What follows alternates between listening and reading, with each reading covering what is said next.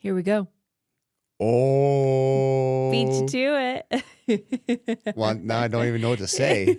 Now I'm all messed up, man. Like, dang. And we're live. Ha, yeah. Felt good. Had to do it. Had to Couldn't do it. help yourself. I'm down for Michaela can start opening all the episodes up. Hey, I'll do it.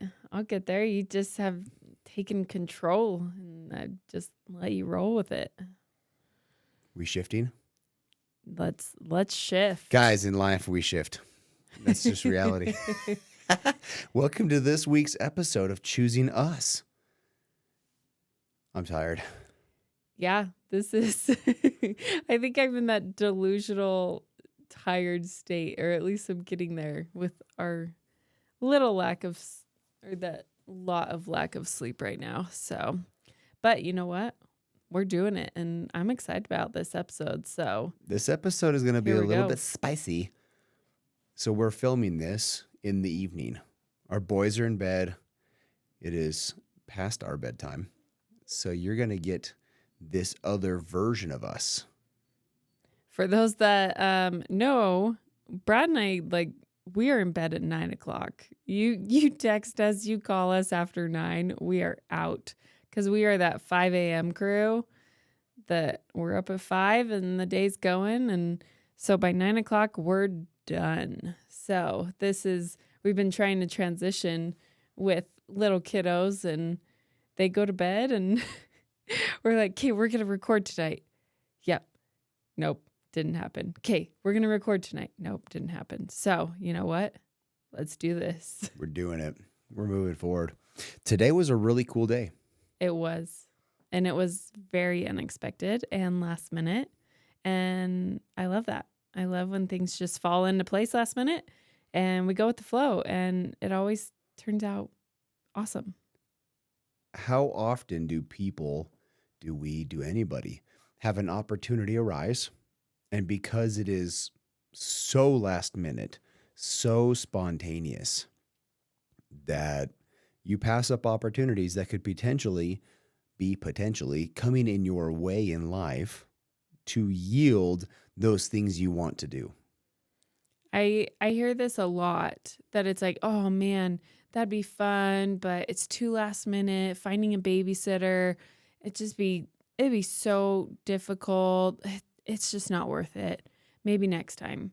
And it's true. How many opportunities do you pass up that could turn something amazing, but it's inconvenient?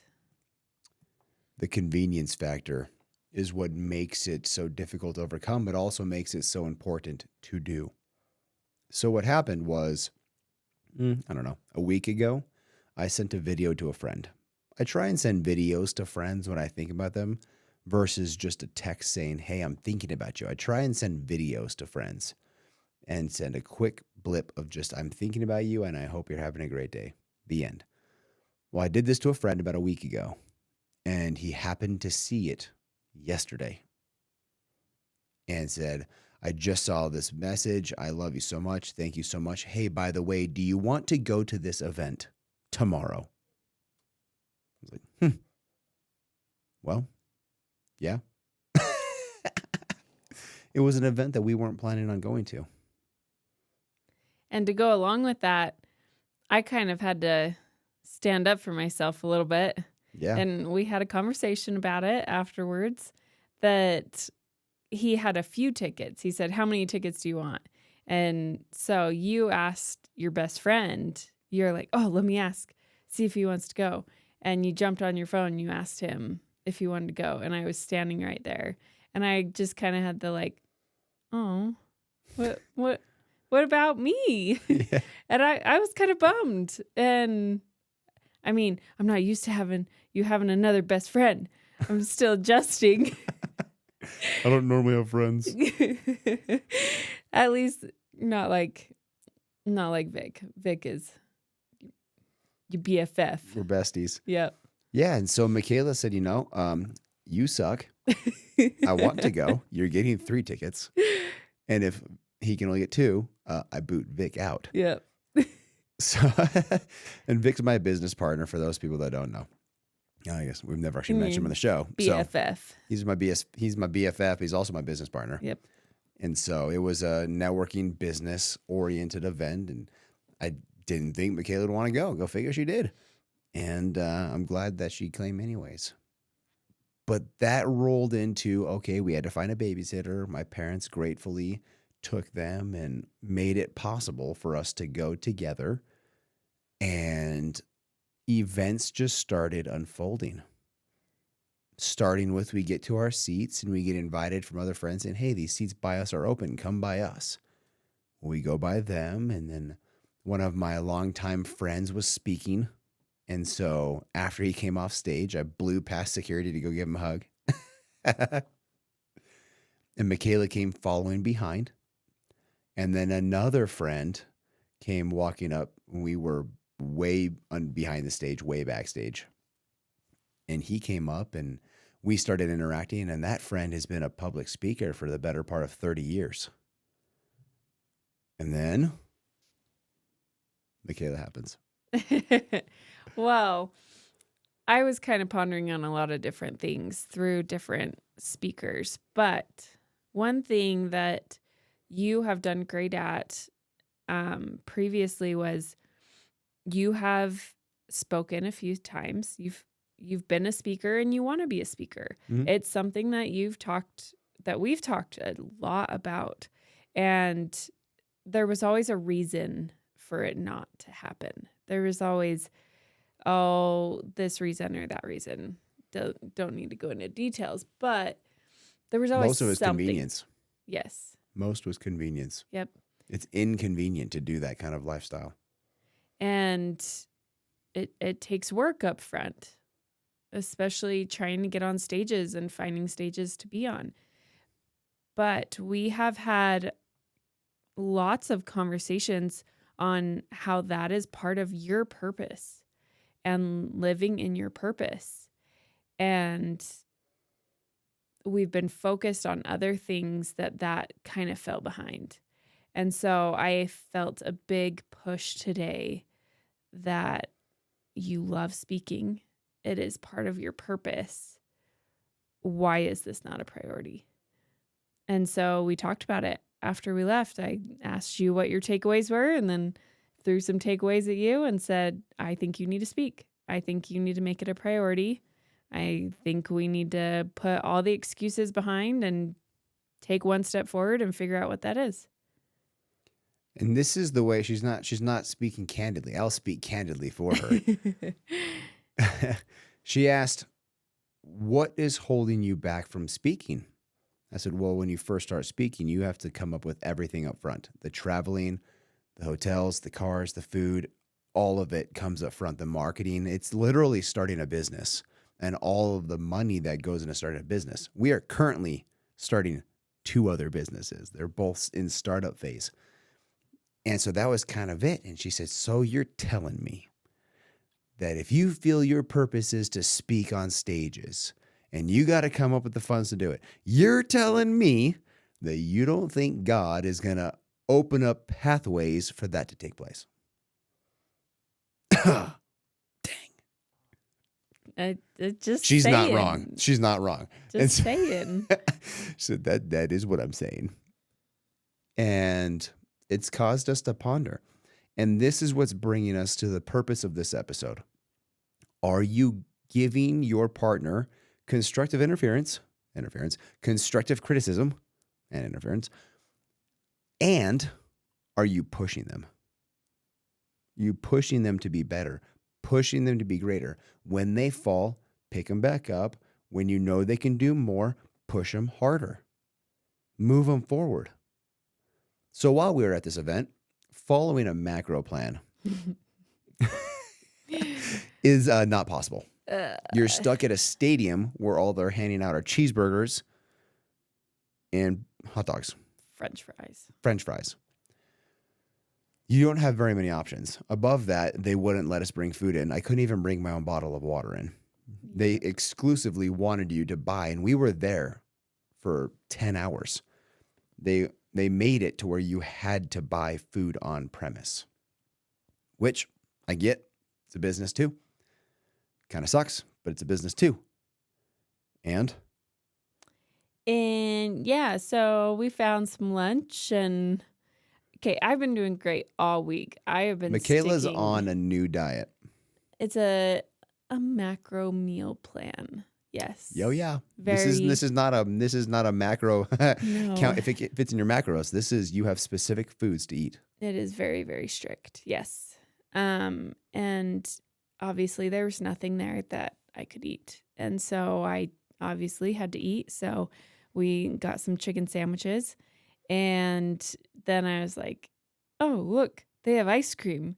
And went over and was looking at the ice cream and got called out by Brad. And he's like, are you gonna do that? You gonna just throw the whole day out the window? So he called me out. Called me out on my crap. And I looked at him and I was kind of pissed off because he called me out and rolled my head a little bit and headed over and bought some strawberries. She wanted something sweet, and so she went and I bought did. strawberries, a cup of strawberries. It was a $9 cup of strawberries. There was like 3 strawberries cut up in that. It was really good though. It was really good after the chicken sandwich. But this is what we're getting at. Michaela has a goal to become a certain body shape, body image, that we have hired a personal in-person trainer. He has done her meal plan. He is doing her fitness routine plan. He is doing all the things to get her to where she wants to go. And he has a proven track record to get her there. Well, when you deviate a little bit, chicken sandwich, it's not the best thing, but it's better than all the other options they had. So it was choosing the best option at the point in time. And yeah, I said, well, you're just going to eat the ice cream and say, screw the whole day, to hell with this day. Because, well, I had a chicken sandwich. So that just means the rest of the day I can have whatever I want. And yeah, she was ticked at me. And she just glared at me like you can't believe. Like a chick that hasn't had her ice cream for at least a week. A full week. We've made it a week. Yep. And she walked past. How often are you holding the standard that your partner sets? Because I didn't set the meal plan. I didn't make the decision to go with the personal trainer. I didn't go to those meetings. I didn't do that. That's not my standard. That's not my goal. That's yours. But I'm helping you keep it. And I'm grateful. I think so many times we want our partner to be supportive. You want your partner to encourage you, but then at the same time, when they call you out on your crap, I feel like a lot of times people get very defensive. It's their immediate thought of, how dare you? That's so rude. They just jump down their throat and freak out because it's not the answer you want. Because they're trying to support you in your goals. They're trying to encourage you to grow, to progress. But we all have our setbacks. We all have our moments of weakness. Mine being ice cream at the moment. But I'm grateful that you were there to call me out on it, because I probably would have bought it because I wanted something sweet. And you called me out on it.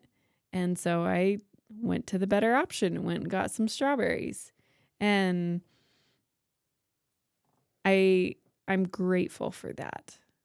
And I'm grateful that I can call you out, and you're very good at taking constructive criticism and learning when I give you ideas or things that you haven't yet considered.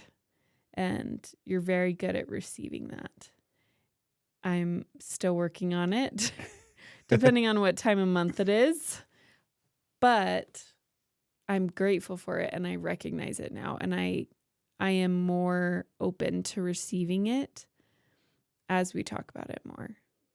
But I think people need to understand that you have to let your partner help you, and give them opportunities to support you and encourage you and push you. Because if you snap back, if you get defensive, I doubt your partner's really going to want to stand up for your goals again, because you jumped down their throat the second that they said something that was uncomfortable or you didn't like to hear.